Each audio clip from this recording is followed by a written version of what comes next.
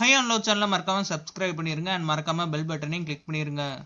Hello all welcome to my channel. இன்னைக்கு எபிசோடுக்கான first promo போட்டாங்க.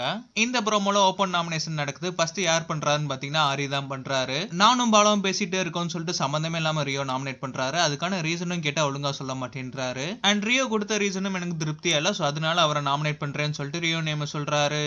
And second Somu வராரு. சோமு வந்து எல்லா பேரையும் கிளாப் பண்ண சொல்றாரு. ஏன்னு பாத்தீங்கன்னா இதான் இந்த சீசனோட லாஸ்ட் நாமினேஷன். அண்ட் சோமு யாரை நாமினேட் பண்றாருன்னு பாத்தீங்கன்னா பாலா அண்ட் ஆரி.